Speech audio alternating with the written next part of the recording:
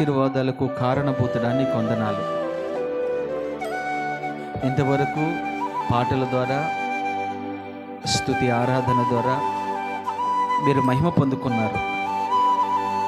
ఈ శ్రేష్టమైన సమయంలో నీ వాక్యము కొరకు మేమందరము ఎదురు చూస్తున్నామయ్యా. దుప్పు నీటి వాగుల కొరకు ఆశపడినట్లుగా దేవా, నీ వాక్యము కొరకు నా ప్రాణం ఆశపడుచున్నదయ్యా. ఎండిన భూమి వర్షము కొరకు ఎదురు చూచినట్లుగా నీ మాట కొరకు మేము ఎదురు చూస్తూ ఉన్నాం ప్రభా. నీ మాట మమ్మల్ని బ్రతికిస్తుందయ్యా. నీ మాట మమ్మల్ని ఓదారుస్తుంది. నీ మాట మమ్మల్ని ధైర్యపరుస్తుంది ప్రభా. నీ మాట మమ్మల్ని సరిచేస్తుంది తండ్రి. నీ దీనదాసునే నన్ను సిలువచాటున మరుగుపరుచుకొని నా ముఖాంతరములో నుంచి నీ ప్రజలతో సూటిగా తేటగా మాట్లాడి మీరు మహిమ పొందుకోమని యేసు నామములో అడుగుచున్నాము తండ్రి. Amen, amen. సర్వాధికారియు నిరంతర స్తోత్రార్హుడైన యేసుక్రీస్తు నామంలో దూరాన సమీపాన ఈ వాక్యం ఉంటున్న మీ అందరికీ నా ప్రేమ వందనాలు తెలియజేస్తున్నాను. దేవుడు మిమ్మల్ని మీ కుటుంబాలను దీవించును గాక. మనం ఎస్తేరు గ్రంథం ధ్యానం చేస్తున్నాం. మొట్టమొదటి వ్యక్తి అహష్వేరోషు రాజు గురించి మనం ధ్యానం చేసాం. రెండవది వస్తీ గురించి మనము ధ్యానం చేసాం. మూడవదిగా ఎస్తేరు గురించి మనము ధ్యానం చేసాం. నాలుగవదిగా మొర్దెకై గురించి మనము ధ్యానం చేసాం. ఐదవదిగా హామాను గురించి మనము ధ్యానం చేసాం.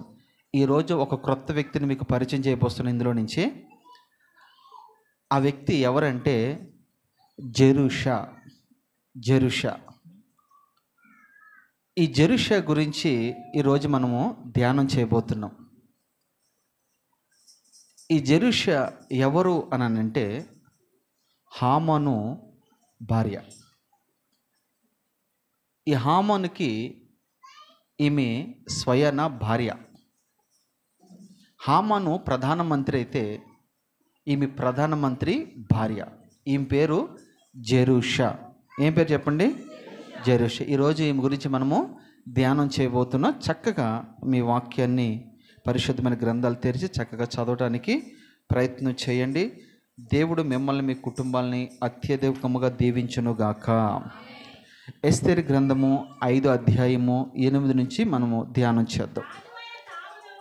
రాజు అయిన హామానును మీ నిమిత్తమును నేను చెయ్యింపబో విందునకు రావలెను.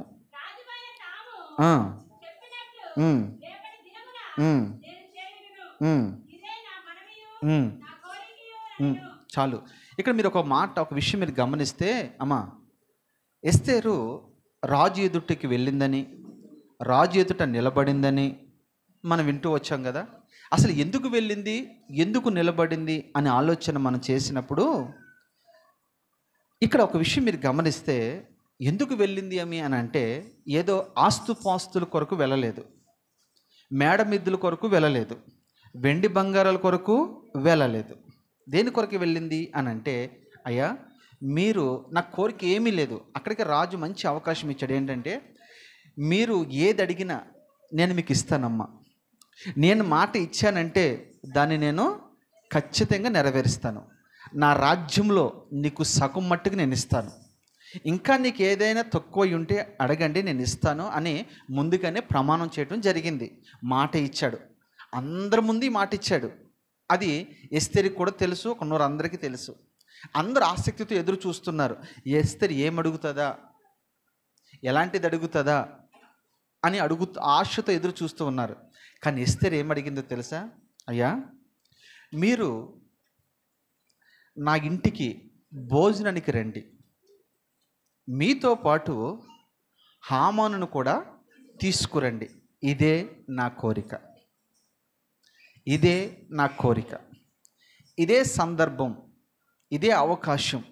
ఇక్కడ కూర్చున్న మీకే కానీ లైవ్లో వింటున్న వారికే కానీ అవకాశము మన ప్రభువైన యేసుక్రీస్తు కనుక అవకాశం ఇస్తే అప్పుడు మనం ఏం అడిగేవారము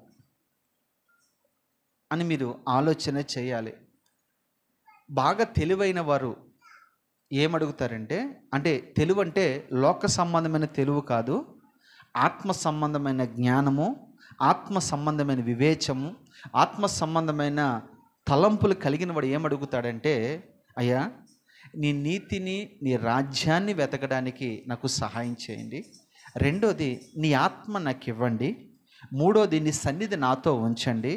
నాలుగోది నేను చనిపోయిన తర్వాత పరలోక రాజ్యంలో ఉండుటకు నాకు అవకాశం ఇవ్వండి అని అడుగుతూ ఉంటారు. జ్ఞానం లేని వారు ఏమడుగుతారంటే భూ సంబంధమైన వాటిని అడుగుతూ ఉంటారు. అందుకనే పౌలు అంటాడు, మీరు వెనకున్న వాటిని మరచి ముందున్న వాటి కొరకు వేగిరపడండి. భూ సంబంధమైన వాటి మీద మీరు మనసు ఉంచకండి, పరసంబంధమైన వాటి మీద మీరు మనస్సు నిలుపుడి అని అంటాడు. అంటే ఆధ్యాత్మికంగా నువ్వు ఎదుగు కొలదే నువ్వేమైపోవాలంటే పరసంబంధమైన వాటి మీద నీకు మనస్సు ఉండాలి. క్రొత్తగా వచ్చిన వారికంటే తెలియదు, అప్పుడప్పుడే దేవుని నమ్ముకున్న వారికి తెలియదు, నామకద్ద క్రైస్తవులకి ఇది తెలియదు. ఏదో ఆశించి ప్రభుని వెంబడిస్తూ ఉంటారు.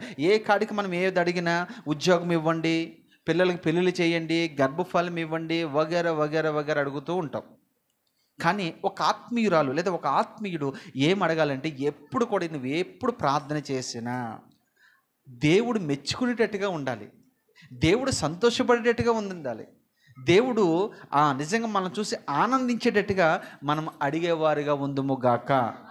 ఒకవేళ నేను అంటాను ఈ ఎస్తేరే కనుక నీ రాజ్యంలో సగం మట్టుగా నాకు ఇమ్ము అని అంటే నిజంగా ఇవ్వడానికి ఇచ్చేవాడేమో కానీ మనసులో ఒక ఆలోచన, ఇందుకే కదా నువ్వు రాణి అయ్యావు, ఇందుకే కదా నువ్వు సింహాసనమును అధిష్ఠించావు, ఇందుకే కదా శూషణ కోట్లకు నువ్వు వచ్చావు అని అనుకునేవాడేమో. కానీ రాణి మాత్రం తెలివిగా, అయ్యా నాకు ఏమీ వద్దు, ఇదే మనస్తత్వం కలిగిన వాడు. దీనికంటే ముందు ఒక ఆయన ఉన్నాడు, ఆయన పేరు అబ్రహాము. అబ్రహాము తన కుమారుడిగా పిలువబడుతున్న లోతు సొదొమ గొమొర్రాలో ఉన్నప్పుడు సొదొమ రాజుతో సహా ఆ ఊర్లో ఉన్న అందరినీ కూడా దోచుకుని వెళ్ళిపోయిన తర్వాత శత్రువులు ఈ సమాచారం అబ్రహాము తెలిసిన తర్వాత అబ్రహాము ఇంట్లో ఉన్న 318 మంది పనివారితో యుద్ధానికి వెళ్ళి వాళ్ళందరినీ కూడా పట్టుకుని తీసుకొచ్చి ఎవరి ఆస్తి వారికి ఇచ్చేశాడు. అయితే సొదొమ రాజు ఒక మాట అంటాడు, అబ్రహామా నా పరువు నిలబెట్టావు, మా ఆస్తిని తీసుకొచ్చి మాకు అప్పగించావు, మేము చేయలేని పని నువ్వు చేసావు కనుక నీకు ఎప్పటికీ మేము రుణస్థులమై ఉంటాం. అంత మాత్రమే కాదు, ఇదిగో ఈ ఆస్తి మొత్తం నువ్వు తీసుకుని వెళ్ళిపో, నా భార్యలను మా పిల్లలు మాకు ఇవ్వయ్యా అని అడిగితే అబ్రహాం అంటాడు, అయ్యా నీ నూలు పోకు కూడా నాకొద్దు, నీ చెప్పుల వారు విప్పుట కూడా నాకొద్దు. ఒకవేళ నేను తీసుకున్నానే అనుకో, ఏదో ఒక దినాన ప్రభు ఖచ్చితంగా నన్ను ఆశీర్వదిస్తాడు. ఆశీర్వదించినప్పుడు ఇది సొదొమ గొమొర్రా రాజు వలనే ఇతడు ఆశీర్వదించబడ్డాడని ఆ పేరు ఆ ఘనత నీకు వస్తుంది గనుక దయచేసి నూలు పోకుండా నాకొద్దు. మన వాడికి భాషలో చెప్పాలంటే నీ పొరుగు వారిది ఏది కూడా నీవు ఆశించకూడదు. అది ఎద్దునైనను గాడిదనైనను భార్యనైనను దాసినైనను ఏదైనాను. ఈ విషయం మరి ధర్మశాస్త్రం ఇప్పుడు వచ్చింది కానీ మోషే కాలంలో అబ్రహాం కాలంలో లేదు కదా. మరి అబ్రహాం ఎలా పాటించాడు ఇది? దేవుని ఆత్మ మనలో ఉంటే దేవుని ఆత్మ మనల్ని చక్కగా నడిపిస్తుంది, రాజ్య మార్గంలో నడిపిస్తుంది, ఎలా మాట్లాడాలో నేర్పిస్తుంది, ఎలా ప్రవర్తించాలో నేర్పిస్తుంది, ఏది అడగాలో ఏది అడగకూడదో సమస్తము ఆత్మ మనలో ఉండి మాట్లాడుతూ ఉంటుంది. అందుకని ప్రభు ఒక మాట అంటాడు, మీరు రాజుల ఎదుట నిలబడినప్పుడు అధికారుల ఎదుట నిలబడినప్పుడు మాట్లాడేది మీరు కాదు, మాట్లాడేది పరిశుద్ధాత్మ దేవుడే. తండ్రి అనే దేవునితో మనం ఏదైనా అడగాలంటే నువ్వు ఏదైనా అడుగుతున్నావు అనుకో, ఆత్మ అంటే లోపల నువ్వు ఇది అడగకూడదు తండ్రిని, తండ్రి సంతోషించడు, నువ్వు ఇది అడుగు సంతోషిస్తాడు. మనం ఏం అడగాలి? ఆయన ఆత్మను అడగాలి. ఎస్తేరు మనకు నేర్పిస్తుంది, ఏది వద్దయ్యా నీవు మా ఇంటికి వస్తే చాలు, మా ఇంటికి వస్తే చాలు. ఆ మాట పట్టుకుని రాజు కూడా మాట ఇచ్చాడు కదా, సరే నేను మీ ఇంటికి వస్తాను అని అన్నాడు. తర్వాత చదువు నాన్న. ఉమ్,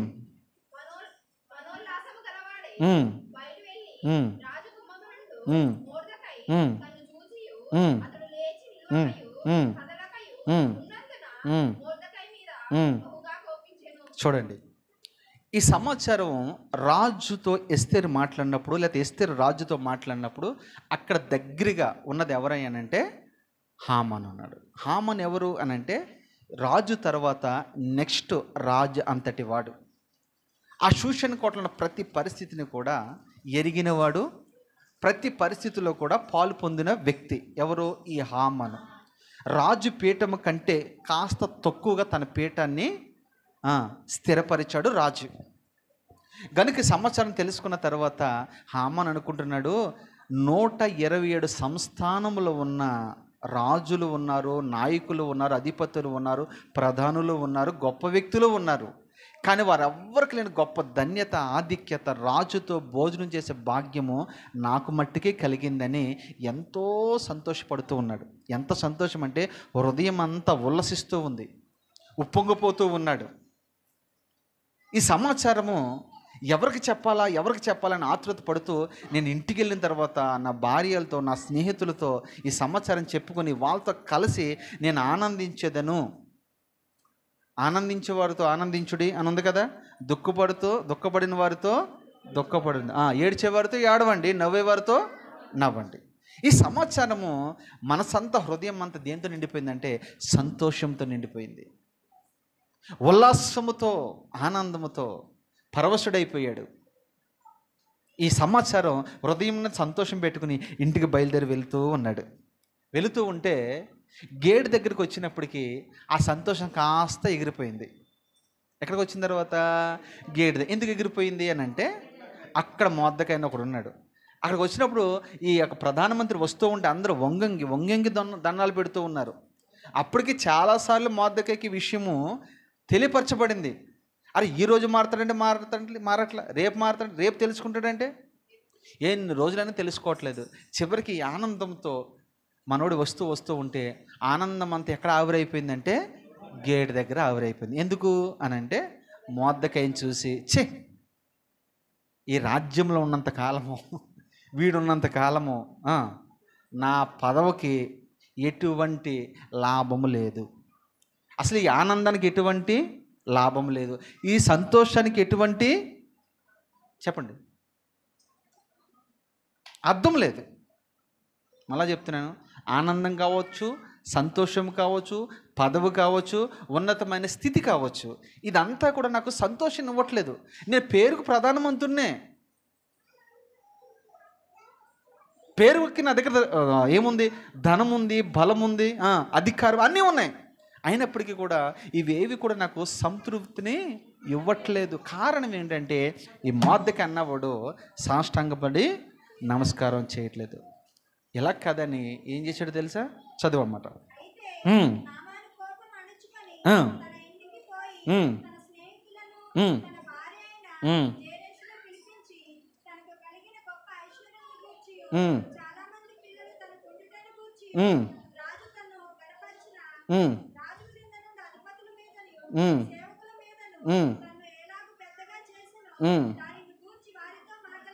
చాలు, ఇక్కడ చూడండి, ఇంటికి వెళ్ళాడు కదా.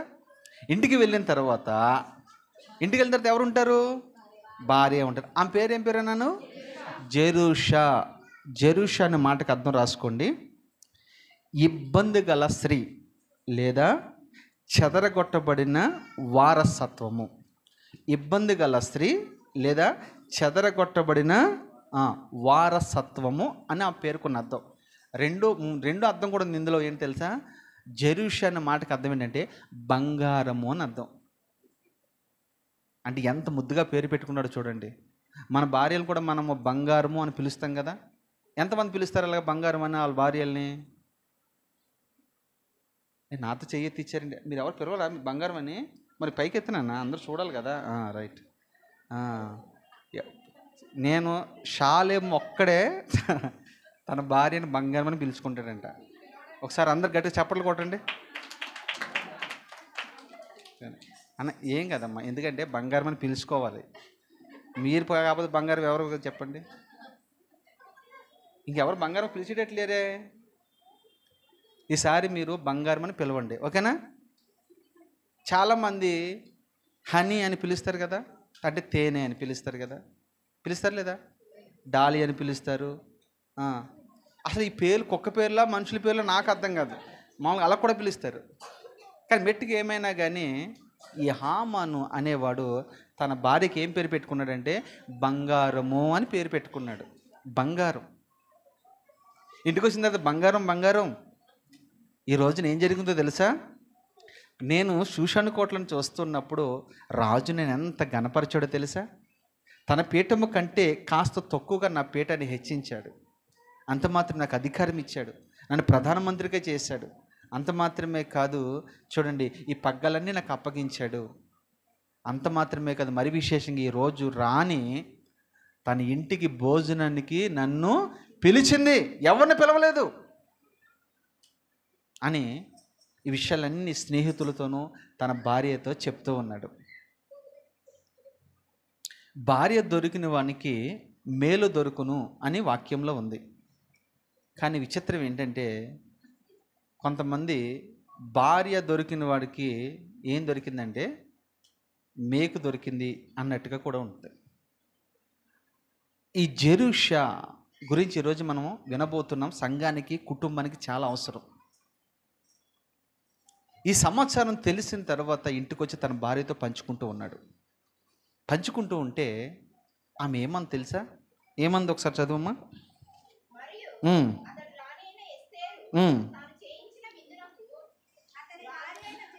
అక్కడి నుంచి చదవాలి, రైట్?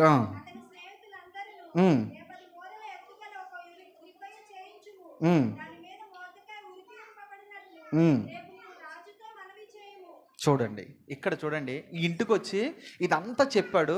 అయితే బంగారం, నాకు ఇదంతా బంగారంగా సంతోషంగా ఉంది, కానీ ఒక్క విషయంలో దుఃఖం అనిపిస్తుంది. ఏందయ్యా దుఃఖము అని అడిగింది వాళ్ళ భార్య. బంగారం అడిగింది. అడిగితే ఈయన అంటాడు, ఏమీ లేదు, ఒకడు ఉన్నాడు అందులో, వాడి పేరు మొర్దెకై. అందరు మర్యాద ఇస్తాడు కానీ వాడు మర్యాద ఇవ్వడు, అందరూ నమస్కరిస్తారు కానీ వీడు నమస్కరించడు, అందరూ మాట వింటారు కానీ వీడు మాట వినడు. ఇలాంటి తోడు వల్ల నాకు చాలా ఇబ్బందికరంగా ఉంటుంది. నేను రేపొద్దున్న సంతోషముతో రాణి ఇంటికి వెళ్ళి భోజనం చేయాలంటే మళ్ళీ ఆడు ముఖం చూస్తూనే వెళ్ళాలి. గనుక నాకు చాలా బాధగా ఉంది, ఏం చేయాలని స్నేహితులను భార్య అని సలహా అడుగుతున్నాడు. సలహా అడిగితే భార్య అంటుంది, భార్య స్నేహితులు అంటున్నారు, ఏమీ లేదయ్యా, ఈ సమస్య తొలగిపోవాలంటే నేను చెప్పింది చెయ్యి అని భార్య సలహా ఇస్తుంది. ఏమని? నువ్వేమీ లేదు, మన పెరట్లో 50 మూరలు ఎత్తుగా ఉన్న ఒక ఉరికొయ్యని తయారు చేయించు. 50 మూరలు ఎత్తుగల ఉరికొయ్యను తయారు చేయించి నువ్వు విందుకు వెళ్ళే ముందు ఈ ఉరికొయ్య మీద అతనిని ఉరి తీపించాలని రాజుతో ఆజ్ఞ ఇచ్చి, రాజుతో ఈ మాటలన్నీ చెప్పి తిరిగిన తర్వాత ఆ పని అయిపోయిన తర్వాత, అతను చనిపోయిన తర్వాత నీకు అడ్డేం ఉండదు కదా, అప్పుడు నువ్వు వెళ్ళి విందుకు వెళ్ళని చెప్పింది. ఎవరో భార్య. అసలు వాస్తవం భార్య ఏం చెప్పాలంటే, అయ్యా ఇప్పుడు నీకు ఎంత అవసరమా? నువ్వు గొప్ప ప్రధాని, గొప్ప స్థాయిలో నువ్వు ఉన్నావు. ఎవడో చిన్నవాడు, పిల్లోడు, తెలియనివాడు ఎవడో ఏదో అంటే అవన్నీ ఎందుకు పట్టించుకోవాలి? నువ్వు చెప్పండి, ఎందుకు పట్టించుకోవాలి? ఏనుగు వెళ్తూ ఉంటుంది, కుక్కలు మరుగుతూ ఉంటాయి. అలాగని ఏనుగు ఏమన్నా ఎప్పుడైనా బాధపడిద్దా? లేదు కదా. అలాగా సంఘంలో కూడా ఎవరెవరో ఏదేదో అంటూ ఉంటారు. ఎవరిని అంటారు తెలుసా అమ్మ? మళ్ళా చెప్తున్నాను, ఎవరైతే ఎక్కువగా పరిచర్య చేస్తారో, ఎవరైతే ఎక్కువగా కనపడతారో, ఎక్కువగా వినపడుతూ ఉంటారో, ఎక్కువగా పరిచర్యలో అన్ని విషయాల్లో పాలు పొందుతూ ఉంటారో, వాళ్ళని చూసి కొంతమంది అంటారు, అబ్బో దిగువచ్చాడండి భక్తుడు, అబ్బో దిగువచ్చిందమ్మ భక్తురాలు, నిన్న మొన్న వచ్చిన వాడే ఇంతలా చేస్తున్నాడు, మేము ఎప్పటి నుంచో ఉన్నామో, మేము కాముగా ఉండట్లా. నువ్వు కాముగా ఉంటావు సైతాను నువ్వు, మరి మిగతా కూడా అట్లా ఉండరు కదా. ఇక్కడ పరిచర్య చేసిన వాళ్ళలో చేయనిస్తారా? చేయనివ్వరు, ఎంకరేజ్ చేయరు. అరే మాకు లేని కృప ఈ అన్నకి దేవుడిచ్చాడు, మాకు లేని కృప ఈ అక్కకి దేవుడిచ్చాడు అని వాళ్ళని ఎంకరేజ్ చేయాలి. వారి కొరకు నువ్వు ప్రార్థన చేయాలి. అంతేగాని ఎలాగా నీకు అది లేదు, చెడపుకురా చెడేవు అన్నట్టుగా వాళ్ళని చెడపడానికే ప్రయత్నం చేస్తూ ఉంటారు. వాడేమంటాడు, ఇవన్నీ విని ఏదో ఒక నోట ఎప్పుడొకప్పుడు వినపడుతుందా లేదా? ఏమో వినపడతా? అక్కడ మాట అక్కడే ఉంటుందా? ఎవరో ఒకరి ఇంటికాడ మీరు ఏదో ఒకటి చిన్నగా మాట్లాడుకుంటారు. ఆ మాట ఆ నోట, ఈ నోట, ఆ నోట, ఈ నోట వాళ్ళ చెవికి వెళ్ళిపోద్ది. వెళ్ళిపోయిన తర్వాత మనోడిని ఫోన్ చేసామనుకో, ఫోన్ ఎత్తినా కానీ నీరసంగా మాట్లాడతాడు, పనికి రమ్మంటే రాడు. ఈలోగా నేను పర్సనల్గా పిలిచి, ఏంది నన్ను ఏమైంది, ఇదివరకు బాగానే ఉండేవాడు కదా అని అంటే, ఏం చెప్తామన్నా, ఏం చెప్పమంటారు మీరు చెప్పండి, మీరేమో చేయమంటారు, చేస్తాక ముందుకెళ్తే ఇలాగ అంటున్నారని మన వాళ్ళు కొంతమంది అని. అంటే సంఘాన్ని చెరిపేటోళ్ళు ఎవరు? అంతే, ఏం లేదు ఇందులో. చెరపకూడదు. వాక్యం ఒక మాట అంటే ఘాటుగా, ఎవరైనా నా సంఘాన్ని చెరిపితే నేను వారిని చెరుపుతాను, నా సంఘాన్ని పాడు చేస్తే నేను వారిని పాడు చేస్తాను. మీ కుటుంబాలు పాడు చేస్తే మీకు ఎంత బాధ కలిగిద్ది? మీ ఉద్యోగాన్ని పాడు చేస్తే మీకు ఎంత బాధ కలిగిద్ది? మీ పిల్లల్ని పాడు చేస్తే మీకు ఎంత బాధ కలిగిద్ది? మరి దానికంటే 1000 రెట్లు గొప్పది కదా సంఘం. ఈ సంఘం ఎవరిది? ఆయన రక్తం ఇచ్చి కొనుక్కున్న సంఘం ఇది. దీన్ని పాడు చేయకూడదు. చేతనైతే చెయ్యి, లేదా మౌనంగా ఉండు, ఇబ్బంది లేదు. కానీ ఇలాంటి మాటలు మనము మాట్లాడకూడదు. ఈ జెరుషా ఏమనాలంటే, అయ్యా అతని గురించి ఎందుకులే నీకు, అలాంటి ఏం పట్టించుకోకు, తప్పు కదా, ఏదో నీ పనేది నువ్వు చూసుకో, ఎందుకు అతని మీద ఫోకస్ పెట్టావు నువ్వు? నీ స్థాయి ఏంటి, నీ ఉద్యోగం ఏంటి, నీ పరిస్థితి ఏంటి? అతనితో ప్రతిరోజు ఇంటికి వస్తున్నావు, అతని గురించి చెప్తున్నావు. ఎప్పుడైనా నీ ఉద్యోగం గురించి చెప్పావా? చాలామంది ఈ విషయంలో కూడా సంఘానికి వచ్చిన తర్వాత వాక్యం గురించి మాట్లాడుకోరు. ఈరోజు ఈ వాక్యము ద్వారా దైవజనుడు ఇలా మాట్లాడాడు కదా, మనం ఇలా సరి చేసుకుందాము, మనం ఇలా ప్రవర్తిద్దాము, మనం ఇలా నడుచుకుందాము అని మాట్లాడుకోరు. ఏం మాట్లాడుకుంటారో తెలుసా? ఈరోజు వాళ్ళు ఇలా పాడాడు చూసా, ఆ పిల్ల పాట రాకపోయినా పిల్ల పాట ఇచ్చాడు, అదైతే నాకు ఇస్తే,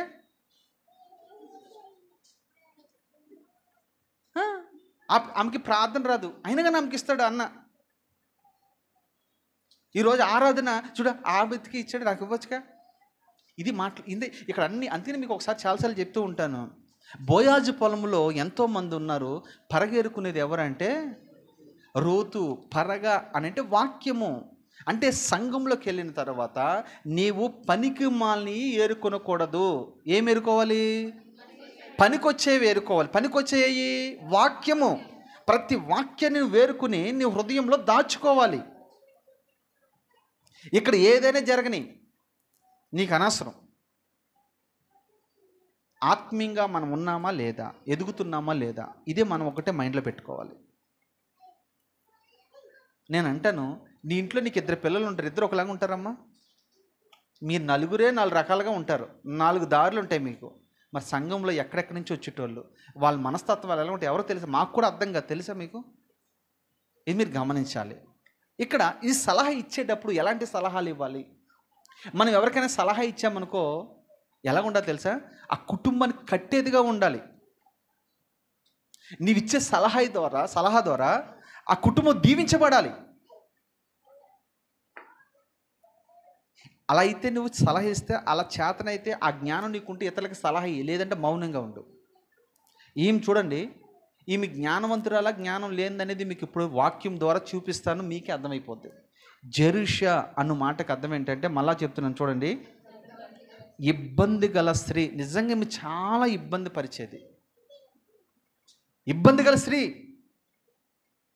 తన ఇంట్లో ఇబ్బందికరంగా ఉంటుంది, తన భర్తకి ఇబ్బందికరంగా ఉంటుంది, తన పిల్లలకి ఇబ్బందికరంగా ఉంటుంది. ఈ రోజున సంఘంలో కూడా చాలామంది ఇబ్బందికరంగా ఉంటారు. సేవకుడికి ఇబ్బందికరంగా ఉంటారు, సంఘానికి ఇబ్బందికరంగా ఉంటారు, దేవునికి ఇబ్బందికరంగా ఉంటారు. ఎందుకంటే వాళ్ళ వల్ల ఒక్కొక్కసారి అనిపిస్తుంది, ఈ మనిషి ఎందుకు వస్తుందో సంఘానికి అన్నట్టుగా దైవజనుడికి అనిపిస్తూ ఉంటుంది. అది ఈమె రాకపోతే బాగుండదేమో అనిపించేటట్టుగా సంఘంలో నువ్వు ఉండకూడదు. సంఘం నీ ద్వారా ఏమవ్వాలి తెలుసా? ఆశీర్వదించబడాలి, దీవించబడాలి, అభివృద్ధిపరచబడాలి. ఎందుకంటే నువ్వు వస్తే, ఈ అక్కొస్తే ప్రార్థన చేస్తుంది, ఈ అన్న వస్తే పరిచర్య చేస్తాడు, ఈ అక్కొస్తే ఆత్మలు సంపాదిస్తుంది, ఈ ఎక్కొస్తే పరిచర్కి ఎంతో సహకారంగా ఉంటుంది. ఈ అన్న వస్తే పరిచర్కి ఎంతో చేస్తూ ఉంటాడు. తన బలాన్ని, తన సమయాన్ని, తనకున్న సమస్తము ఖర్చు పెడుతూ ఉంటాడు అన్నట్టుగా సేవకుడు కనిపించాలి. అంతేగాని ఇబ్బందికరంగా ఉండకూడదు. ఈ రోజున సంఘాలు చెదిరిపోవడానికి, ఇబ్బంది కలగడానికి, ఇబ్బందికరంగా ఉండడానికి కారణం ఎవరో తెలుసా? సంఘానికి వచ్చిన వాళ్ళే. బయట వాళ్ళ వల్ల సంఘం ఎప్పుడు పాడైపోదు. సంఘం ఎవరి వల్ల పాడైపోద్ది? మన వల్లనే పాడైపోద్ది. మరి విశేషంగా సీనియారిటీగా ఉన్న వాళ్ళ ద్వారా ఎక్కువగా పాడైపోద్ది. అవునంటారా కాదంటారా? వాస్తవం చెప్తున్నాను నేను. వాడు ఎలాగుంటాడంటే తూములోనే కూర్చుంటాడు. తూములో కూర్చుంటామంటే మీకు అర్థం కావడానికి చెప్తాను. తూములో నుంచి నీళ్లు ప్రవహిస్తూ వెళ్తూ ఉంటాయి. అందులో కూర్చుంటాడు. నీరు రానోడు, ఇటు పోనోడు అటు పోనోడు. ఈ మాట జకరియా గ్రంథంలో ఉంటాయి. దీని గురించి ఒకసారి చెప్తారు మీకు. అలా ఉండకూడదు. ఈ తల్లి ఏమని సలహా ఇవ్వాలంటే, అయ్యా ఇది పెద్ద విషయం ఏముంది, దీని గురించి ఎందుకు మీరు బాధపడుతూ ఉన్నారు? అదేం పట్టించుకోవద్దయ్యా. రేపొద్దున చక్కగా రాణి దగ్గరికి వెళ్తున్నారు కదా, భోంచేసి రండి. మీరు మంచి హోదాలో ఉన్నారు. ఇలాంటి చిల్లర పనులు మీరు చేయొద్దు, చిల్లరగా ప్రవర్తించొద్దు అని చెప్పాలి. అలా చెప్పకుండా ఏం చేసిందో తెలుసా? నేను అంటాను, ఈమెకు పెట్టిన పేరు ఏంటంటే, నేను తన ఇంటిని తనే చేతులరా కూల్చుకుంది లేదా పాడు చేసుకుంది. చాలామంది స్త్రీలు కుటుంబాన్ని తన చేతులరా పాడు చేసుకుంటున్నారు. ఎవరైనా ప్రధాని, ఆమెకు డబ్బు విషయంలో తక్కువ, హోదా విషయంలో తక్కువ, గౌరవ విషయంలో తక్కువ, స్థితిగతుల్లో తక్కువ, లేదా ఒక దేశానికి ప్రధానమంత్రి అంటే ఏ స్థాయి వాళ్ళది? చాలామంది గౌరవం ఎక్కడ పోగొట్టుకుంటారో తెలిసి పెద్ద పెద్ద వాళ్ళు త్రాగుడు కూడా పోగొట్టుకుంటారు, పెద్ద స్థాయే. పాపం కూడా పోగొట్టుకుంటారు, పెద్ద స్థాయే. పొగడతలు కూడా పోగొట్టుకుంటారు, పెద్ద స్థాయే. ఎందుకు విషయాలు చెప్తున్నానంటే, ఆమె చేతులారా తన జీవితాన్ని, తన కుటుంబాన్ని పాడు చేసుకుంది. ఒక మాటలో చెప్పాలంటే, అహష్వేరోషు రాజు తర్వాత నెక్స్ట్ రాజు అతనే. ఇంతకీ ఈ హామాను ఎవరు అని అంటే, ఎందుకు ఇంత పగబట్టాడు ఇతని మీద, యూదుల మీద ఇంత పగబట్టాడు ఎందుకని నేను ఆలోచన చేసినప్పుడు ఒక విషయం పరిశుద్ధాత్మదేవుడు బయలుపరిచాడు. అసలు ఇతని పేరు ఏం పేరు చెప్పండి మీరు? పూర్తి పేరుతో సహా చెప్పాలి. హామానికి ముందు ఇంకోటి ఉంది కదా, ఎవరితను? ఓరు భగవంతుడా, అగాగీయుడైన హామాను.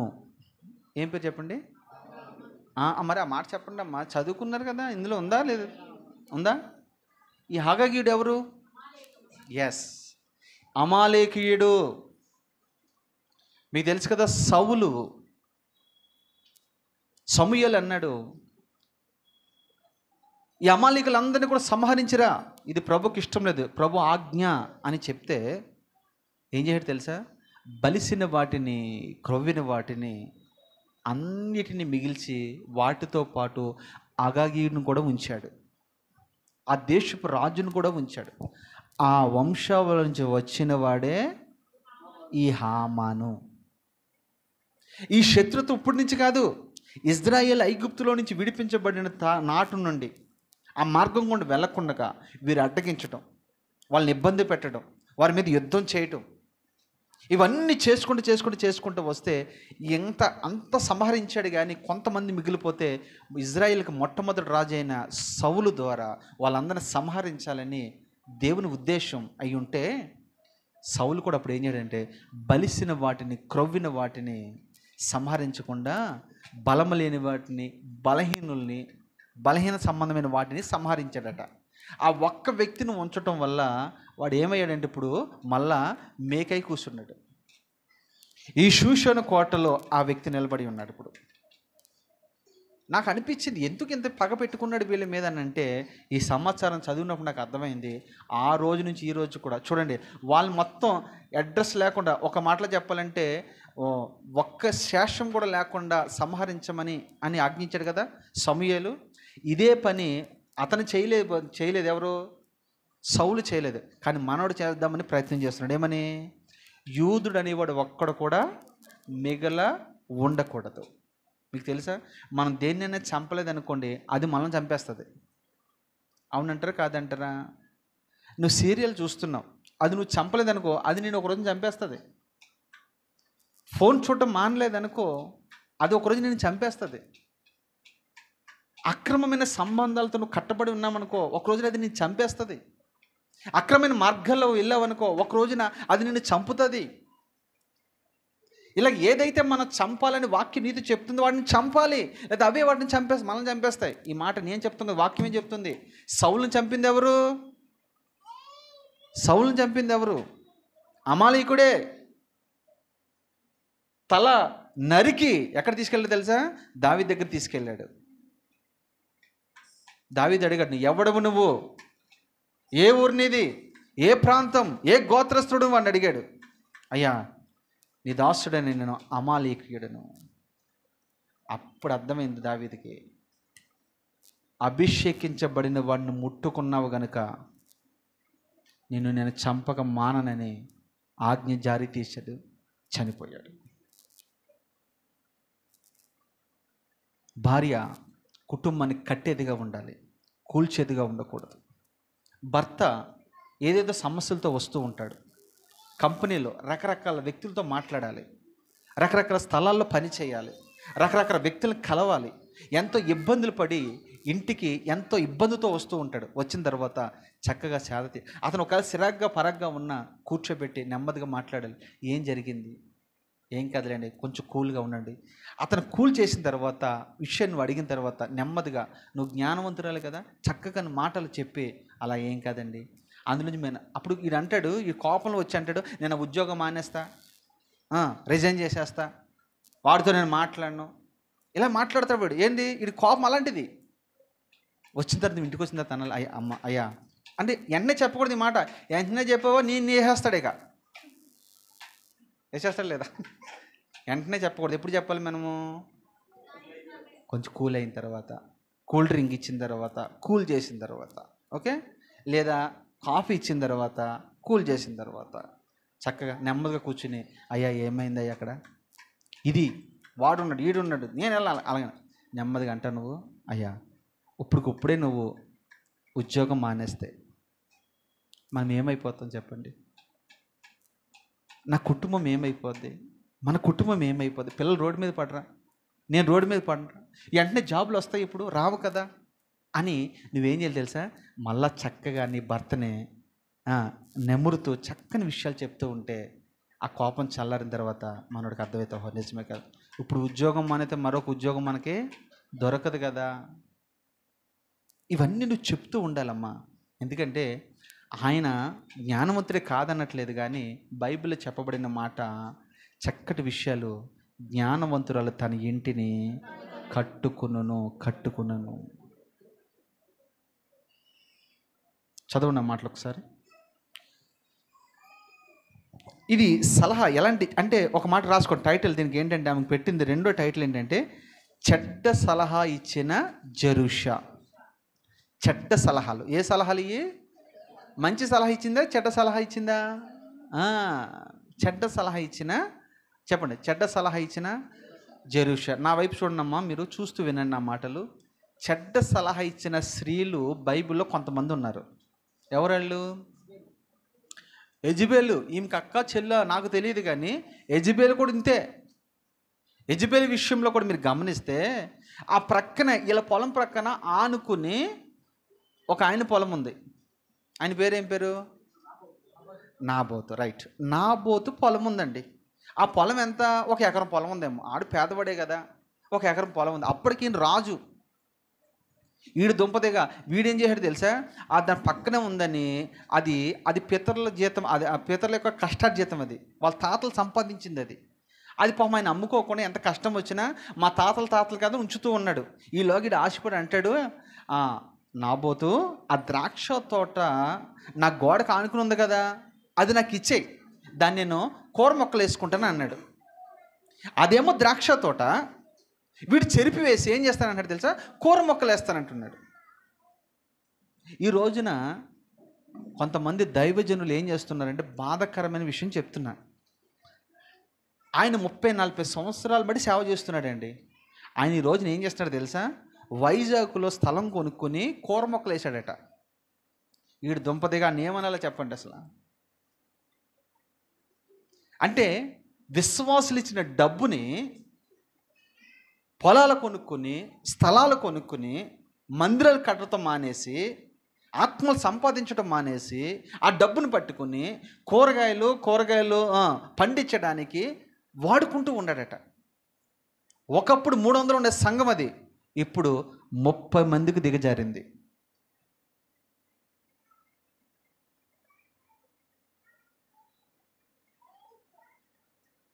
రెండోది, ఇంకొక ఆయన ఏమంటున్నాడంటే, ఇందులో పెద్ద లాభం ఏం కనపడట్లేదండి, పెద్ద ఏం విస్తరించట్లేదండి, అందుకని నేను ఏం చేస్తానంటే రియల్ ఎస్టేట్లోకి వెళ్ళిపోతానంటాడు. ఇప్పుడు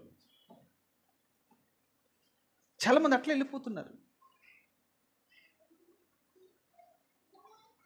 ఎందుకు ఈ విషయం చెప్తున్నానంటే, దేవుని పరిచర్యలో నాగటి మీద చెయ్యి వేసిన వాడు, వెనుక తట్టు తిరిగిన వాడు శాపగ్రస్తుడైపోతాడు, శపించబడతాడు. శపించబడిన వారు పరలోక రాజ్యానికి వారసులు కాదు.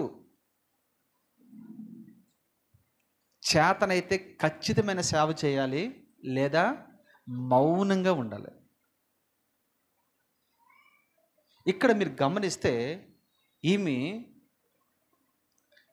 తన ఇంటిని చెరుపుకున్న స్త్రీ, పాడు చేసుకున్న స్త్రీ. ఆ మాట మీరు చదివితే ఎలాంటి సలహాలు ఇచ్చిందో చూడండి. సామెతల గ్రంథము 10:20.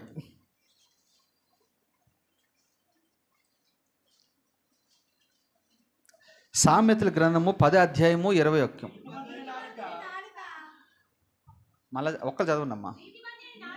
నీతిమంతుని నాలుక ప్రశస్తమైన వెండి వంటిది, భక్తిహీనుల ఆలోచన పనికి మాలినవి. చూడండి, ఇవి పనికి మాలిన వ్యక్తి పనికి మాలిన ఆలోచనలు ఇస్తూ ఉంది.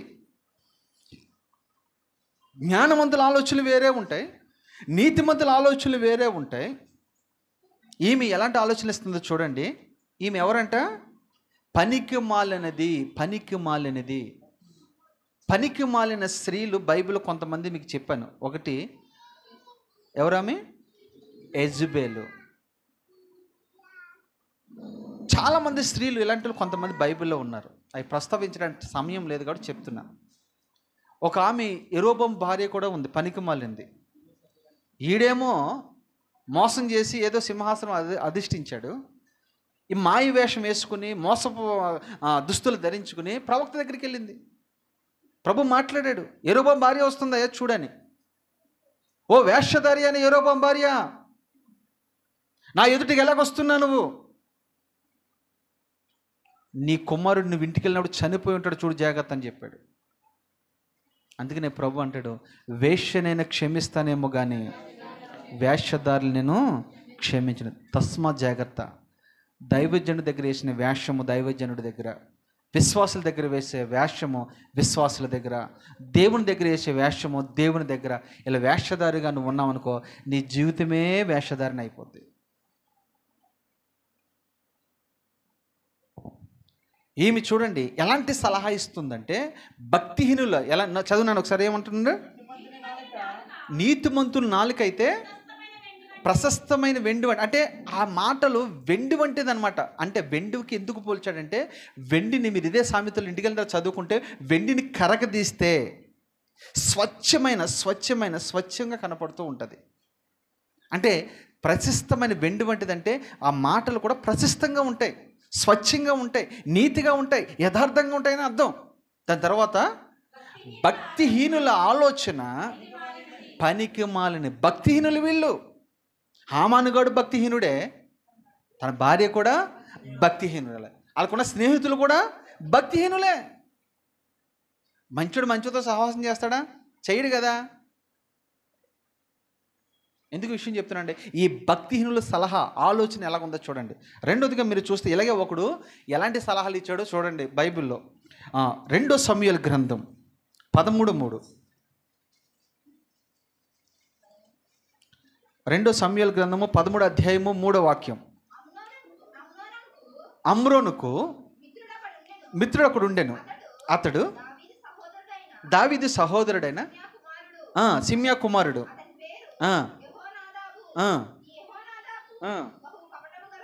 అబ్బా, బహు కపటము గలవాడు అతడు.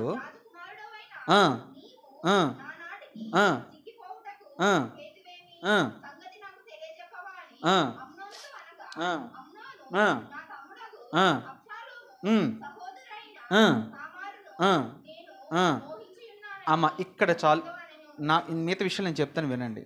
వీడు ఎవడంటే ఈ యొక్క అమ్రోను అంటే ఎవరంటే దావీదు పెద్ద కుమారుడు.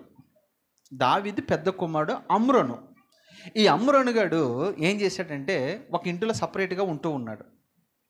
ఈలోగా ఆ యవ్వనస్తుడికి వచ్చిన ఆలోచన, యవ్వన కోరికలు ఉంటాయి కదా, పాపపు కోరికలు వస్తూ ఉంటే ఆ కోరికల నిమిత్తము నాకు ఇలాంటి కోరికలు వస్తున్నాయా, నేను ఏం చేయాలని తనకున్న స్నేహితుడితో పంచుకుంటూ ఉన్నాడు. వీడు చెడ్డవాడు. వీడు ఎవడంటే సలహా ఇచ్చినోడు ఎలాంటి వాడంటే చెడ్డవాడు. ఎవడంటే వీడు సిమ్యోను, ఏం పేరు అది, సిమ్యా అనేవాడు చెడ్డవాడు. వాడు కుమారుడు మరీ చెడ్డవాడు. వీడు ఈ చెడ్డవాడి దగ్గరికి వచ్చి సలహా అడిగితే వీడంటాడు కపటము కలిగిన వాడు. ఎవడంటే వీడు యెహోనాదాబు కపటము కలిగిన వాడు. ఆ మాట రాసుకోండి, యెహోనాదాబు కపటము కలిగినవాడు, బహు కపటం కలిగిన వాడు. వీడు ఇచ్చిన ఆలోచన ఎలాంటిదంటే వాస్తవానికి బయట వాళ్ళ గురించి ఇంకోటి గురించి చెప్పుంటే బాగుండేది. ఎవరి గురించి చెప్తున్నాడో తెలుసా? అయ్యా, నీకు ఒక తమ్ముడు ఉన్నాడు కదా, వాడి పేరు అబ్షాలోము కదా, వాడికి ఒక సుందరగత్తె అందగత్తె అని చెల్లెలు ఉంది కదా, ఆమె పేరు తామారు.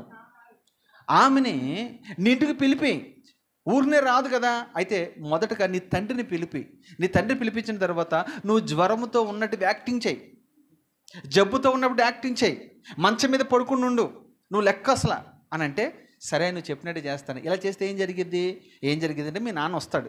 మీ నాన్న వచ్చిన తర్వాత ఏమైంది బాబా అని అడుగుతాడు. నాన్న, డాడీ నాకు చలి జ్వరంగా ఉంది, 3 రోజులు బట్టి నేను భోజనం చేయట్లేదు, నాకు వీళ్ళ వంటలు ఏమి నచ్చట్లేదు, మన చెల్లి అయితే తామర ఉంది కదా, తామర వంటలు బాగుంటాయంట, ఆమె వండితే నాకు చాలా ఇష్టము, ఆమెను పిలిపియండి, ఆమె ఒక 2 రోజులు నా దగ్గర ఉండి నాకు పరిచర్య చేసి నాకు భోజనం పెడుతుంది అని చెప్పాడు. ఈ దావీదు కూడా అంత గ్రహింపు లేకుండా ఏం చేశాడంటే, తామరండి, సరే అమ్మ మీ అన్నకు బాగాలేదంటే వెళ్ళి 2 రోజులు పరిచర్య చేసిరా, భోజనం పెట్టు, వంట వండి నువ్వే పెట్టు అని చెప్పాడు. అన్నట్టుగానే చేశాడు వాడు.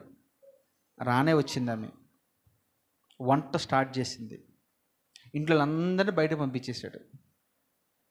ఎవరు లేని సమయంలో చెల్లి చేయి పట్టుకున్నాడు, పాపం చేశాడు. ఒక మాట అమ్మా, ఈ సందర్భం ఒక మాట మీకు చెప్పాలి.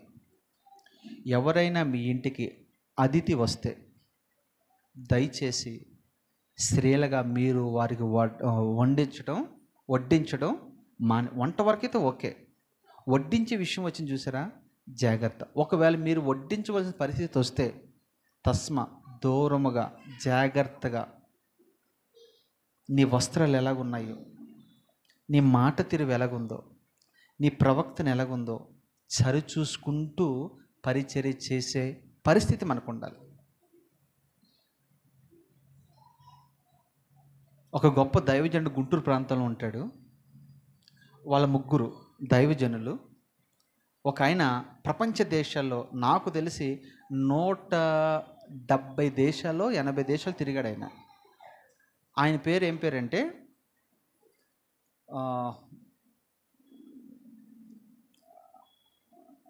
దీవెనయ్య గారు. ఆయన నాకు తెలిసి 170 దేశాలు పైగా తిరిగాడు. ఆయనతో పాటు పరిచర్యకు వచ్చిన 2 యవ్వనస్తులు, 3 కలిసి పరిచర్య చేయడానికి వచ్చారు. పరిచర్య చేస్తే అప్పటికి వీళ్ళకి ఒక అక్క ఉండేదట. అంటే సేవకురాలు. ఆమె దగ్గరికి వెళ్ళినప్పుడు ముగ్గురు యవ్వనస్తులు ఆమెను కలవడానికి వచ్చినా, ఆమెతో మాట్లాడడానికి వచ్చినా, వాళ్ళ ఇంటికి భోజనానికి వచ్చినా చాలా జాగ్రత్తగా ఉండేవారంట. ఉండేవాళ్ళలో మరి విశేషంగా జాగ్రత్తగా ఉండేది ఎవరంటే దీవెనయ్య గారు. మిగతా వాళ్ళు ఇద్దరు కూడా ఏముంది మన అక్కే కదా, మన అన్నే కదా అన్నట్టుగా ఈ షర్ట్ బట్టలు లేకుండా ఇలాగో మామూలుగా ఇలా తీసుకుని ఇలాగ వచ్చేవారట. వస్తూ ఉంటే అక్క అడిగిందంట, అరే ఎందుకు మీరు షర్ట్ బట్టలు పెట్టుకోకుండా వస్తున్నారు, మీరు ఎలాగైనా మీరు ఉండేది అని అడిగిందంట. అడిగితే ఇద్దరు కూడా కోప్పడి, యవ్వన వయసులో ఎలా ఉండకపోతే ఎలాగ ఉంటాము, ఫిట్గా ఉండకపోతే ఎలాగ ఉంటాము అని సనుక్కునేవారు పక్కకు వచ్చి. కానీ దీవెనయ్య మాత్రం ఎప్పుడు ఆ అక్కడికి వెళ్ళడానికి వెళ్ళినా షర్ట్ బటన్ మంచిగా పెట్టుకుని కలిసేవాడట. షర్ట్ బటన్ పెట్టుకున్న ఈయన ఈ రోజున ప్రపంచ దేశాలు తిరిగి సువార్త ప్రకటిస్తున్నాడు. షర్ట్ బటన్ తీసేసిన వారు ఇదే హైదరాబాద్ పట్టణంలో పని చేసుకుంటూ ఉన్నారు. ఆశీర్వాదం ఎక్కడుంది? షర్ట్ బటన్లోనే కదా. ఆయన ఒకసారి ఇంటర్వ్యూ చేశారంట. అయ్యా నువ్వు ఎంతగా వాడబడ్డానికి కారణం ఏంటంటే షర్ట్ బటన్ అని చెప్తున్నాడు. మీకు తెలిసిన దైవజనుడైనా, మీరు రోజు మాట్లాడే దైవజనుడైనా తస్మాత్ జాగ్రత్త. దైవజనుడి దగ్గర వ్యవహరించేటప్పుడు పద్ధతిగా ఉండాలి. చనువిచ్చాడు కదా అని ఏదేదో చేయడానికి ప్రయత్నం చేయొద్దు. నేను మా దైవజనుడి దగ్గర చాలా డిస్టెన్స్ మెయింటైన్ చేశాను. ఎందుకు విషయం చెప్తున్నానంటే క్రమశిక్షణ నేను గొప్ప చేయనుగాక. మీరు మీ ఇంటికి ఎవరైనా అతిథి వచ్చినప్పుడు, మళ్ళీ నొక్కి ఎందుకు ఈ విషయం చెప్తున్నానంటే, దీవెనయ్య గారి విషయం చెప్పి మధ్యలో మానేశాను కదా, మళ్ళీ పూర్తి చేస్తాను. ఆ ముగ్గురులో బ్యాచలర్స్గా ఉంటున్నారు, పరిచర్య చేస్తూ ఉన్నారు. పరిచర్య చేస్తూ ఉంటే ఆ ఇంటి ముందున్న ఒక ఆంటీ పాపం వీళ్ళ కూరలు సరిగ్గా వండుకోవడం రాదు కదా అని రోజు వీళ్ళ మీద ప్రేమ చూపిస్తూ ఉందట. ప్రేమ చూపిస్తూ ఉంటే రోజు కొంచెం భోజనం పంపించడం, కొద్ది కూర పంపించడం అలాగే చేస్తుందంట. ఈలోగా అందులో మధ్యలో ఉన్న ఒకడిని వాళ్ళ కూతురు చేత ప్లేట్లో మంచి బిర్యానీ, మంచి భోజనం చేసి పంపించిందంట. పంపించిన తర్వాత ఎప్పుడైతే ఆ భోజనం ఇచ్చి పంపించిందో వాళ్ళిద్దరు ఏమయ్యారంటే పాపంలో పడిపోయారు. ఏ కంచంలో అయితే భోజనం పెట్టి పంపించిందో అదే కంచంలో ఆ దైవజనం వేసుకుని వెళ్ళిపోయిందండి.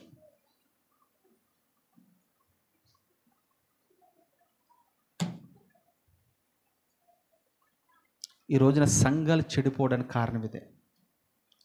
చేతులు పట్టుకోవటాలు, ప్రక్కన ఉండటాలు ఇట్లా చేయొద్దు. ఎందుకంటే ఒక పద్ధతిగా మనం చేయగలిగితే ఖచ్చితంగా సేవ ఆశీర్వదించబడుతుంది.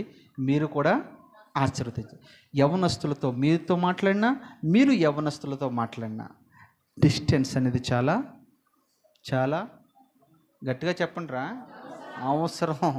ఎందుకంటే ఈ మా ఊరుడే కదా, మా అన్నే కదా అది అనుకోవద్దు. ఎప్పుడు కూడా మన మనస్తత్వాలు ఒకలాగా ఉండవు. మనస్తత్వం ఎలాగుంటుందంటే కోతులాంటిది. ఈరోజు ఒక దిక్కున ఉంటుంది, రేపు పొద్దున్న మరొక దిక్కున. రెండోది, పదే మనం ఒకరింటికి వెళ్ళటం వల్ల, పదే ఒక వ్యక్తితో కలవటం వల్ల, పదే ఒక వ్యక్తితో మాట్లాడడం వల్ల కూడా ఏం జరుగుతుందో తెలుసా? తప్పు జరుగుతుంది.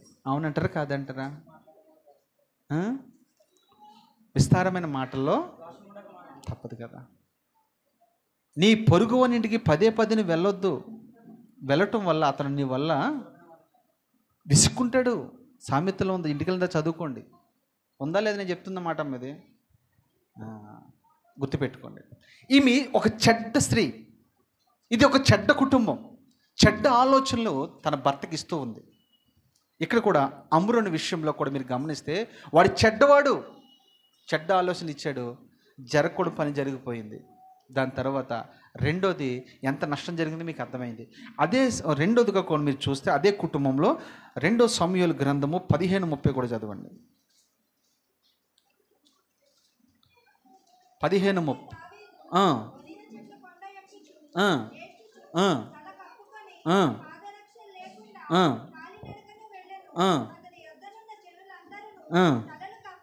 ఉమ్, ఆ, ఆ.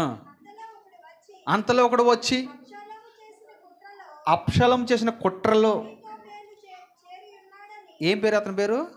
అహీతోపెల పేరు రాసుకుంటా. అహీతోపెలు, వీడు బహు చెడ్డవాడు, బహు దుర్మార్గుడు. అహీతోపెలు చేరి దావీదుకు తెలియచేయగా, దావీదు యెహోవా అహీతోపెలు యొక్క ఆలోచనలు చెడగొట్టమని. అబ్బా చూడండి, దేని కొరకు ప్రార్థన చేయడం తెలుసా దావీదు? నేను పారిపోతున్నందుకు ప్రార్థన చేయాలా, నా సింహాసనం పోగొట్టుకున్నాను, సింహాసనం విడిచిపెట్టాను, నేను ఒట్టివాడిగా ఉన్నాను, మట్టివాడిగా ఉన్నాను, విలువంతా పోయింది, ఈ విషయంలో ప్రార్థన చేయట్లా. ఏ విషయంలో ప్రార్థన చేశాడంటే, అయ్యో అహీతోపెలు అనే వ్యక్తి నా కుమారుడైన అబ్షాలోముతో కలిసి ఉన్నాడు. ఇప్పుడు వాడు ఆలోచనలు, వీడి ఆలోచనలు చేరినాయి. వాడే చెడ్డవాడు అంటే వీడు బహు చెడ్డవాడు. వీడి ఆలోచనలు ఆ రోజులు ఎలాగుండే తెలుసా? ఒక దూత చెప్పినట్టుగా ఉండేయంట, ఒక దేవుని చెప్పినట్టుగా ఉండేయంట. అందుకని అహీతోపెలకు ఆలోచన చెరుపు, ఉట్టిన నమ్మేస్తారు. అబద్ధం ఎక్కువగా తొందరగా నమ్ముతారు, నీతి కంటే నిజాయితీ కంటే. అవునంటారా కాదంటారా? అంటే ఆలోచన చూడు, కొంతమంది చెప్తానండి గోడ కట్టినట్టుగా ఉంటుందండి కొంతమంది అబద్ధాలు ఆడితే.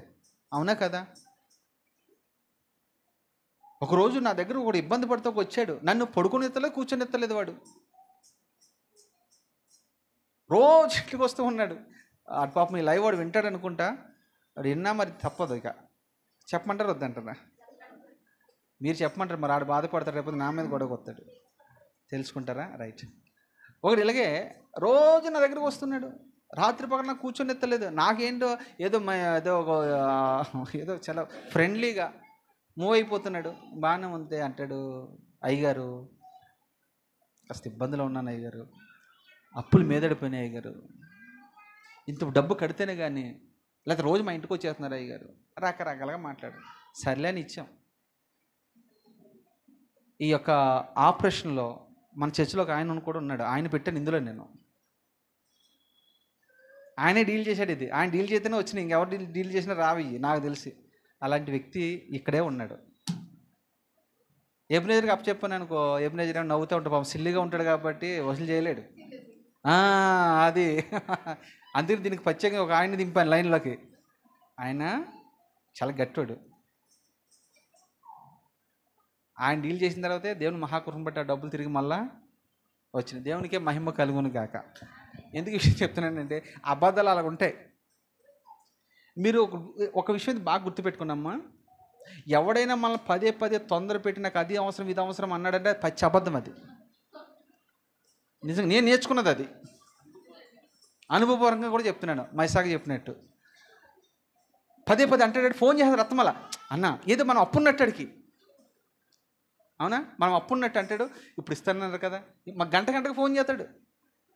మళ్ళీ అంటాడు, అవి వచ్చేసాడు ఆల్రెడీ, ఇప్పుడు బాలనగర్ దాటాడు, డీమార్ట్ దాటాడు, థియేటర్ దాటాడు, ఇది ఇక్కడ రోడ్డు మీద ఉన్నాడండి, వచ్చేస్తున్నాడు. ఇలా ఫోన్ చేసి మనల్ని ఇబ్బంది పడితే మనం వేసేస్తాం. వేసేసిన తర్వాత ఇక ఆడు చచ్చికొత్తలేదు, నేను అడగట్లేదు. అందుకనే దయచేసి ఈ విషయంలో మీకు అర్థమైంది అనుకుంటాను. అర్థమైంది? మరి ఒక చేతుల పైకి హల్లేలూయా చెప్పండి. ఏమర్థమైంది మీకు? ఎవరిని కాదు, ప్రత్యేకించి అది ఈ మాట వస్తలేదు మీ దగ్గర. ఏదైనా అవసరం ఉందా అడగని తప్పలేదు, ఇస్తాం. ఎందుకంటే నేను ఆత్మీయ తండ్రిని కాబట్టి నేను ఇస్తాను, అట్లనే ఏం లేదు. అంతేగాని ఏదేదో ఉద్దేశం మీద మీరు అడగొద్దు, నన్ను ఇబ్బంది పెట్టద్దు. రైట్, దేవుని మహిమ కలుగును గాక. ఇక్కడ రెండవ ఆలోచన, అహీతోపెలు అనే వ్యక్తి చెడ్డ ఆలోచించాడు. ఏం చెప్పాలి తెలుసా? ఇతని దగ్గరికి వెళ్ళి సలహా అడిగాడు. ఎవరు? అబ్షాలోము. అప్పుడు ఏం సలహా ఇవ్వాలంటే, అరే ఆయన ఎంత నీ తండ్రి కదరా, నేను కన్న తండ్రి కదరా, ఆయన మామూలుడు కాదు కదరా, నీకు తెలుసా ఆయన సింహాన్ని చంపినవాడరా, ఎలుగుబంటిని చంపినవాడరా, గొలియత్తుని చంపినవాడరా, ఇజ్రాయేలులకి అతను గొప్ప ధైర్యవంతుడురా. అలాంటి వ్యక్తిని నువ్వు భయపెట్టేది? నీకు భయపడి వెళ్ళిపోవట్లేదు. కుటుంబం పరువు ఎక్కడ బయటపడుతుందేమోనని తను తగ్గించుకుని వెళ్ళిపోతున్నాడు రా. ఆయన సింహపు గుండె లాంటి వాడని ఇజ్రాయేల్ ప్రజలందరూ చెప్పుకుంటూ ఉన్నారా. రే అబ్షాలోం, నువ్వు తప్పు చేస్తున్నావురా, నీ తండ్రి దగ్గరికి క్షమాపణ అడగరా, నీ తండ్రిని మళ్ళీ సింహాసనం మీద కూర్చుండి పెట్టరా అని చెప్పాలి. అలా చెప్పకుండా వీడేమంటాడు తెలుసా? ఇదే అవకాశం, నీ తండ్రి ఇప్పుడు ఒంటరిగా వెళ్తున్నాడు కదా, దుఃఖంతో ఉన్నాడు కదా, బాధతో ఉన్నాడు కదా, యుద్ధం చేయలేడు, మనసు ఉండదు, ఇప్పుడు ఏసేయ్ అని ప్రేరేపిస్తూ ఉన్నాడు. ఇలాంటి సలహాలు ఇచ్చిన వాళ్ళు చాలామంది ఉంటూ ఉన్నారు. 2 అనుభవాలు మీకు అర్థమైనాయి. అంటే ఎవరికైనా సలహా సూచన మనం ఇస్తూ ఉన్నప్పుడు, అదే కుటుంబంలో ఒకవేళ ఇదే సమస్య లేదా ఇదే పరిస్థితి, ఒకవేళ ఈ పంచాయతీ నీ దగ్గరకు వచ్చిందనుకో, నువ్వేం చెప్పాలి తెలుసా? లేదురా, అరే ఎంత నీ తల్లిరా, ఎంతైనా నీ తండ్రిరా, వాళ్ళతోనే కలిసిమెలిసి ఎప్పటికీ ఉండవలసిన, మాలాంటి వాళ్ళు ఏముందిరా, మేము ఈ రోజు ఇక్కడ ఉంటాం, రేపు ఇంకో దిక్కున ఉండొచ్చు. అందుకని వాళ్ళిద్దరి మధ్య చుచ్చి పెట్టకూడదు. మనం ఏం చేయాలి? సమాధానపరచువారి సంతతి నిత్యము నిలిచి ఉండునని బైబిల్లో చెప్తుంది. సమాధానపరచువారి సంతతి, సమాధానపరచువారంట ధన్యులు, వారు దేవుని కుమారులు అనబడతారు. చూసారా?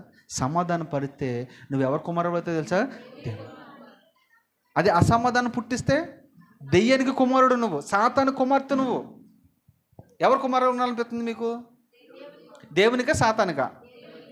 రైట్. దేవుని మిమ్మల్ని ఆ రీతిగా స్థిరపరచు బలపరచును గాక.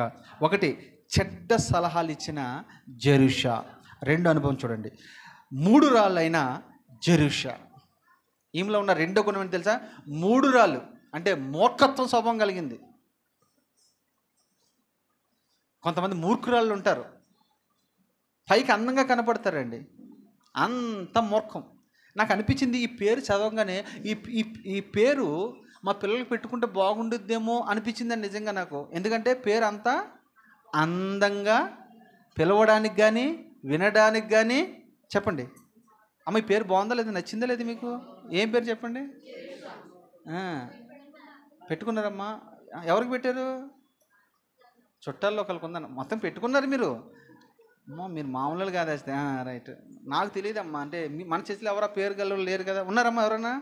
మరి మీరు బాధపడతారు ఇప్పుడు చెప్తే మళ్ళీ, అందుకని. రైట్. అంటే పేరు మంచిదే కానీ తీరు మంచిగా లేదు. ఏం లేదు చెప్పండి? పేరు మంచిదే, పేరు గొప్ప. అబ్బా ఏమో ఎలా పోల్చారు చూడండి ఆ రోజులు. పేరు గొప్ప ఊరి దిబ్బ అన్నట్టుగా ఈ ప్రవక్తన ఉంది. ఈ జెరుషా ఈమెలో ఉన్న 2 గుణం ఏంటి తెలుసా? 3 రాళ్ళు. సామెతల గ్రంథము త్వరగా చెప్తాం, 14:1 చదువున. జ్ఞానవంతురాలు తన ఇంటిని కట్టుకుంటున్నాను, 3 రాళ్ళు తన చేతులతో తన ఇల్లును ఓడబిరుక్కును. చూసారా? జ్ఞానవంతురాలైతే తన ఇంటిని కట్టుకునేది. అరే అయ్యా, నువ్వు ప్రధానమంత్రివయ్యా, ప్రధానమంత్రి భార్య నేనయ్యా, రాజు తర్వాత ఈ దేశానికి మనమే గొప్పవారమయ్యా, జాగ్రత్తగా ఉండు. అలాంటి వాడితో మనకెందుకు? అది ఒక చిన్న నలకలాంటి సమస్య, తీసి పారవేయి, దాని భూతత్వంలో పెట్టి చూడకు అని చెప్పాలి. కానీ ఈమెం చెప్తుందంటే, లేదు శత్రుశేషం ఉండకుండా పోవాలన్నట్టుగా, తీసేవాడిని కూడా అన్నట్టుగా చెప్తుంది. ఏం సలహా ఇస్తుంది తెలుసా? అని చంపే ఇవన్నీ సలహా ఇస్తుంది. అంటే జ్ఞానవంతురాలు అయితే తన ఇంటిని చక్కగా కట్టుకునేది. ఇది 3 రాళ్ళు అని చెప్పాను కదా, 3 రాళ్ళు తన ఇంటిని తన చేతులారా ఓడబిరుక్కుంటూ ఉంది. అంటే మీకు అర్థమై వాడికి భాషలో చెప్పాలంటే, పూరీలు బాగా తెలుసు కదా మీకు, తాటిగిళ్ళు బాగా తెలుసు కదా.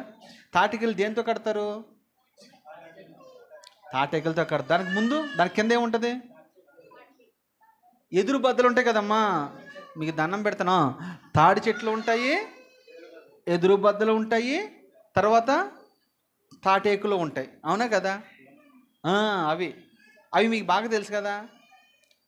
వర్షాకాలం వచ్చింది, ఈ తల్లి వేసవకాలం అంతా నిద్రపోయింది, వేసవకాలం అంతా పండుకుంది, కోతకాలం అంతా పండుకుంది.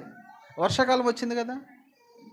వేసవకాలం అయితే కట్టెలు తెచ్చుకొని పచ్చి అయినా కానీ ఇంట్లో పెట్టుకుంటే ఏమవుతాయి కొన్నాళ్ళకి? అది నేను చిన్నప్పుడమ్మా, నేను ఎన్ని పనులు చేసాను తెలుసా మీకు? వ్యవసాయం పని చేశాను, వ్యవసాయం గురించి నాకు బాగా తెలుసు. 2వది, నేను జాలర్ని, చేపలు పట్టేవాడిని నేను. 3వది, రైల్వే పని చేశాను నేను. 4వది, ఫోటోగ్రఫీ పని చేస్తున్నా. 5వది, డ్రైవింగ్ చేశా. అన్ని విద్యలు ఉన్నాయి నా దగ్గర, కానీ డబ్బులు లేవు.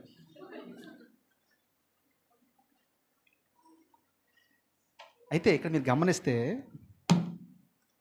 ఈ 3 రాళ్ళు తన ఇంటిని చెప్పాం కదా, వేసవకాలం అంతా పండుకుంది. వర్షాకాలం ఏం చేసింది తెలుసా? కట్టెలు వంట వండుకోవాలి. ఏం చేయాలా? వంట వండుకోవాలి. ఏం చేయాలా? అప్పుడు ఏం చేయాలి తెలుసా? ఒక్కొక్క బొంగుని మెల్లగా లాగుతూ ఉంది. ఈరోజు లాగింది, వంట వండుకొని తినేసింది, అయిపోయింది. మళ్ళీ రేపు కూడా ఆకలేదు కదా, 2వ బొంగు తీసింది. 3వ రోజుని 3వ బొంగు తీసింది. అలా రోజు ఒక్కొక్క బొంగు తీసుకుంటూ వచ్చింది. ఇల్లు ఏమైపోద్ది? రాజాన్ని ఇల్లు ఏమవుతుంది? అంటే మీకు అర్థమై వాడికి భాషలో చెప్తున్నాను ఇది. ఒక్కొక్కటి పీక్కుంటూ ఉంటే ఏమైతే చెప్పండి? చాలామంది మీకు బ్యాంక్ బ్యాలెన్స్లో 1,00,000 రూపాయలు ఉంటాయి.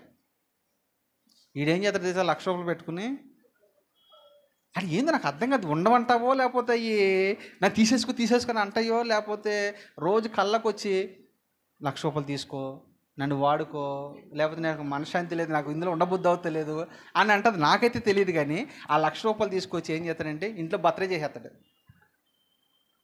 లేదా పెళ్లి రోజు చేసేస్తాడు. కూలు కొట్టుకోవడమే కదా ఇది. అమ్మ, కూలు కొట్టుకోవడమే లేదా?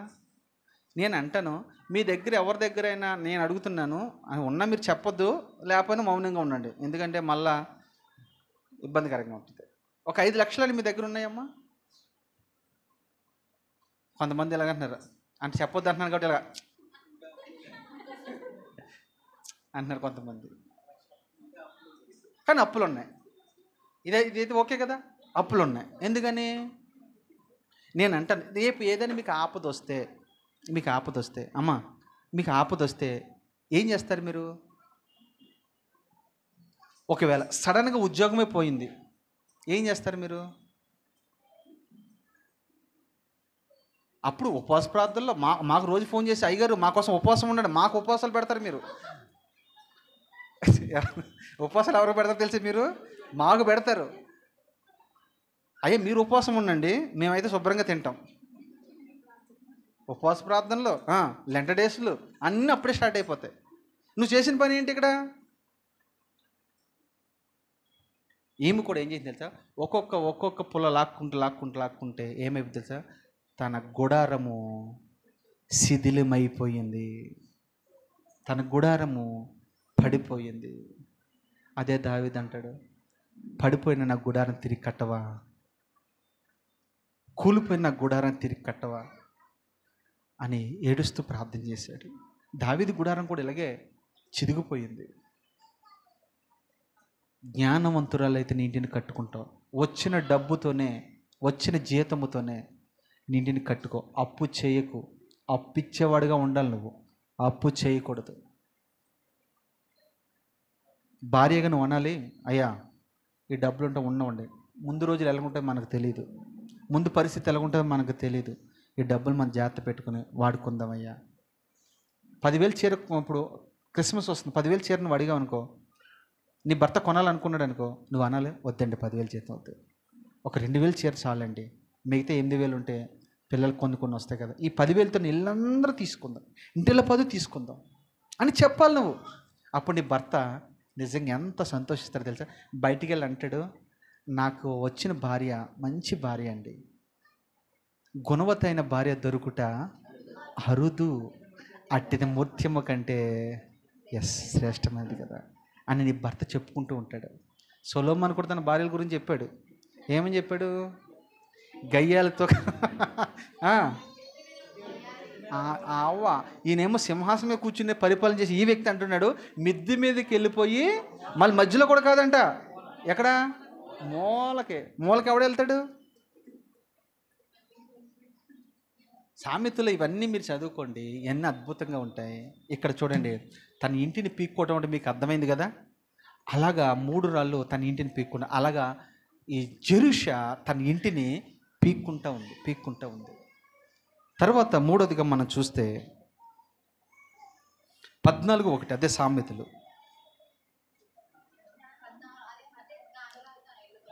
14:11 అమ్మా. భక్తిహీనుల ఇల్లు నిర్మూలమగును, యథార్థవంతుల గుడారము వర్ధిల్లును, దేవునికి మహిమ కలుగును గాక. ఇక్కడ చూడండి ఏమంది ఇక్కడ, భక్తిహీనుల ఇల్లు. ఎవరి భక్తిహీనులు? జెరూషా అనే భక్తిహీనురాలు, హామాన్ అనే భక్తిహీనుడు. ఈ ఇంట్లో అన్నీ ఉన్నాయండి. వాస్తవానికి అధికారం ఉంది, ఐశ్వర్యం ఉంది, పదవి ఉంది, తర్వాత అన్నిటికంటే పిల్లలు కూడా ఉన్నారు. వాళ్ళకి పిల్లలు ఉన్నారు లేదా? తర్వాత వచ్చిన వాళ్ళు మీకు రేపు చెప్తాను విషయాలు. పిల్లలు కూడా ఉన్నారు, అన్నీ ఉన్నాయి ఇంట్లో. అన్నీ ఉన్నా ఏమీ లేనివాడుగా అయిపోయాడు. నీతిమంతుడు ఎవరంటే గోని బట్ట కట్టుకున్నా కానీ నీతిగా ఉండడం మొద్దకాయ. నీతిమంతుని ఇల్లు ఏమైంది అక్కడ? వద్దిల్లుతూ వచ్చింది. మీరు అనుకోవచ్చు, మేము ఎంత నీతిగా ఉంటున్నాం కదన్నా, మా పరిస్థితి ఏంటి ఇలా ఉందని అనుకోవచ్చు. లేదు, ఒక్క దినం నీ కొరకు రాబోతుంది. అదే అంటాడు ప్రభు, ఆయన బలిష్టమైన రెక్కల క్రింద మీరు దేన మనసుకులై ఉండడి, తగిన సమయంలో ఆయన మిమ్మల్ని అంటే మీకు ఒక సమయం ఉంది, మీకు ఒక రోజు ఉంది. ఆ రోజున మొర్దెకైని హెచ్చించిన దేవుడు, యేసేపుని హెచ్చించిన దేవుడు, దానియేలుని హెచ్చించిన దేవుడు, షడ్రక్ మేషక్ అబేద్గోలను హెచ్చించిన దేవుడు, దావీదుని హెచ్చించిన దేవుడు నిన్ను కూడా ఒక రోజున హెచ్చించునుగాక. హెచ్చిస్తాడు దేవుడు. సమయం కొరకు చదువునా. ఈరోజు ఇదంతా నేను క్లోజ్ చేసేస్తాను. ఈరోజు ఈ అధ్యాయం అయిపోవాలి, లేకపోతే మీరు నన్ను కొట్టేటట్టు ఉన్నారు.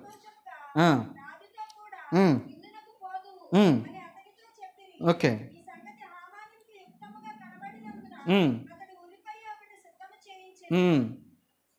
చూడండి ఇక్కడ మీరు గమనిస్తే ఈ మాటలన్నీ చెప్పిన తర్వాత ఈ మాటలు అతనికి ఎలాగ అనిపించినాయి అంటే, హామానికి యుక్తముగా అంటే అర్థం ఏంటి?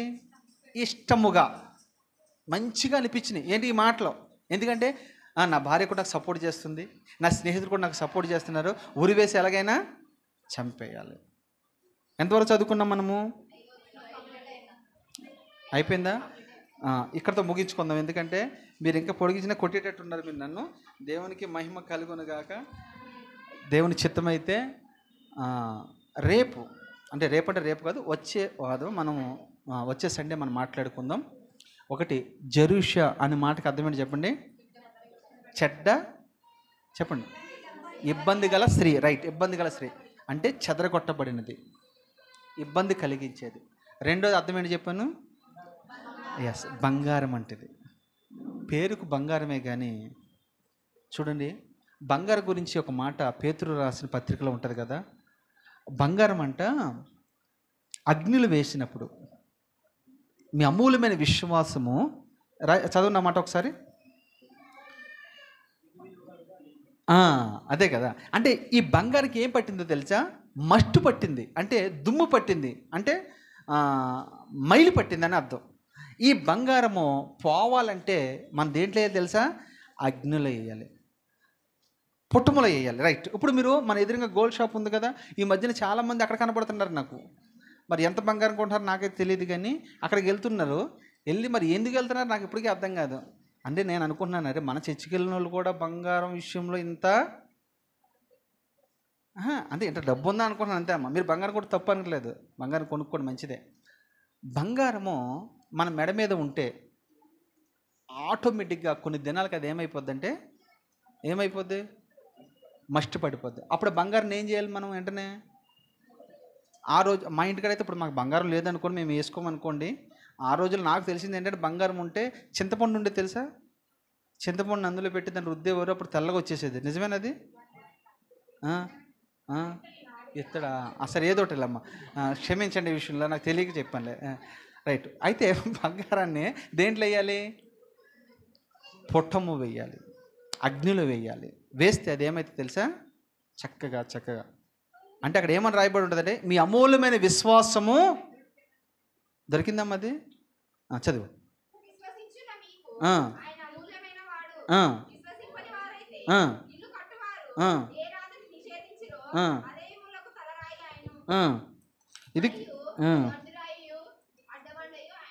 ఇది కదమ్మా, మీ అమూల్యమైన విశ్వాసము. పేతురు రాసిన పత్రిక ఇంటికి వెళ్తారు, చదువుకోండి. సమయం అయిపోయింది కదా, ముగిస్తున్నాను. ఉమ్, ఉమ్. మా పాస్టర్ అమ్మ చదువుతున్నారండి, చదువమ్మ గట్టిగా. నశించిపోవు సువర్ణము అగ్ని పరీక్ష వలన శుద్ధపరచబడుతున్నది కదా, దానికంటే అమూల్యమైన మీ విశ్వాసము. ఆ, అదే కదా. అంటే సువర్ణ అంటే ఏంటి? సువర్ణం అంటే ఏంటి? బంగారమే కదా. అదే ఇందాక చదవమంటున్నాను మిమ్మల్ని. మీరు చాలా ఎలక్ట్గా ఉండాలా, బైబిల్ అంతా చదువుకోవాలి. నేను ఒక మాట చెప్తే నేను అన్ని రిఫరెన్స్ తీపించలేండి, మీరే ధనమని చదివేయాలా. దేవుడు అట్టి కృప మీకు అనుగ్రహించును గాక. ఆమె ప్రార్థన చేసుకుందామా? దేవుడు మిమ్మల్ని దీవించును గాక. ఎన్నో విషయాలు జెరూషా గురించి మీరు విన్నారు కదా. ఈ జెరూషా లాగా మనం ఉండకూడదు. ఈ జెరూషా లాగా చెడ్డ